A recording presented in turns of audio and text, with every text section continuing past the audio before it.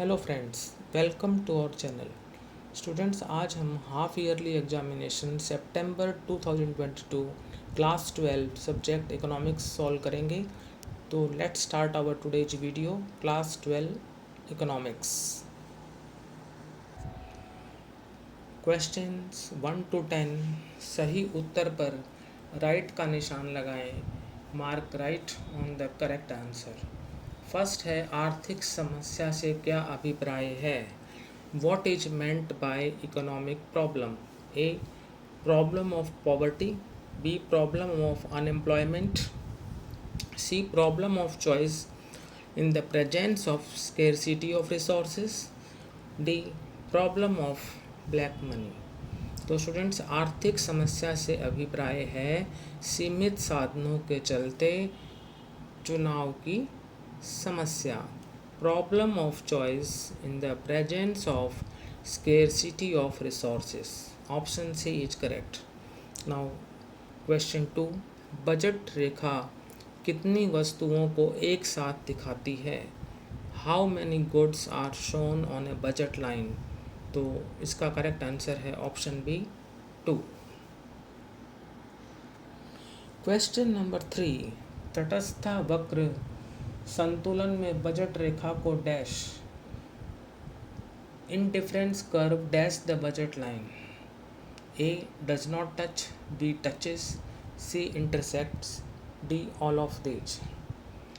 तो स्टूडेंट्स, तटस्थ वक्र संतुलन में बजट रेखा को स्पर्श करता है। Indifference curve touches the budget line. Option B is correct. स्पर्श करता है यानी टचेस। क्वेश्चन 4, उपभोक्ता की आय में वृद्धि होने पर किन वस्तुओं की मांग में कमी होती है? घटिया वस्तुएं, गिफन वस्तुएं, सामान्य वस्तुएं, उपरोक्त सभी। Demand for which goods decrease with increase in income of the consumer? A inferior goods, B Giffen goods, C normal goods, D all of these. Correct answer is option A inferior goods यानी घटिया वस्तुएं।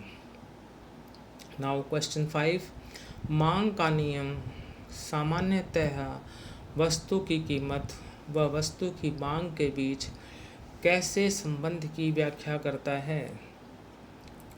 How does the law of demand explains normally relationship between price of a commodity and its demand? A positive, B negative, C both A and B, D none of these. Correct answer is option B negative यानी ऋणात्मक। अल्पकाल में स्थिर व परिवर्ती साधनों के बीच का अनुपात कैसा होता है? What is the proportion in short period between fixed and variable factors? A fixed, B flexible, C fixed and flexible, D none of these. The correct answer is option B flexible यानी लचीला। Now question 7, जब सीमांत उत्पादन शून्य होता है तो कुल उत्पादन क्या होगा? When marginal production is zero, what will be total production? When marginal production is zero, total production will be maximum यानी अधिकतम। ऑप्शन सी राइट है। नाउ क्वेश्चन 8, पूर्ण प्रतियोगिता में फर्म का संतुलन कब होता है? When is the equilibrium of the firm in perfect competition? When is the equilibrium of the firm in perfect competition? Answer is option A MC is equal to MR। Now question 9, कौन सी विशेषता एकाधिकारी प्रतियोगिता बाजार से संबंधित है? एक विक्रेता, समरूप वस्तुएं, वस्तु विभेद, फर्म के प्रवेश और निकासी पर प्रतिबंध। तो करेक्ट आंसर है इसका ऑप्शन सी यानी वस्तु विभेद। Now in English, which is the characteristic feature of monopolistic competition? A single seller, B homogeneous products, C product differentiation, D barriers to entry and exit of firms, As I told you, the correct answer is product differentiation, option C. Now 10th one, यदि 18% कीमत बढ़ने से पूर्ति 27% बढ़ जाए तो पूर्ति की लोच क्या होगी? If 18% rise in price causes 27% increase in supply, what will be the elasticity of supply? Correct answer is option A, 1.5. Correct answer is option A, 1.5. Now questions 11 to 15, इन प्रश्नों के उत्तर 1 से 2 शब्दों में लिखें. Right answer in 1 or 2 words. Question 11, यदि उपभोक्ता की आय में वृद्धि होने पर किसी वस्तु की मांग में कोई परिवर्तन न हो तो वस्तु किस प्रकार की होगी? If with an increase in income of the consumer demand for a commodity does not change, which type of good it will be? तो ये होगा आपका अनिवार्य वस्तु, means compulsory good.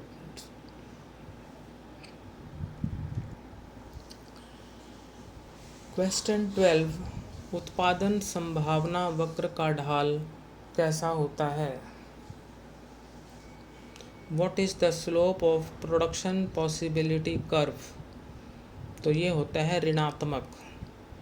Now question 13, सीमांत लागत वक्र औसत लागत वक्र को किस बिंदु पर काटता है?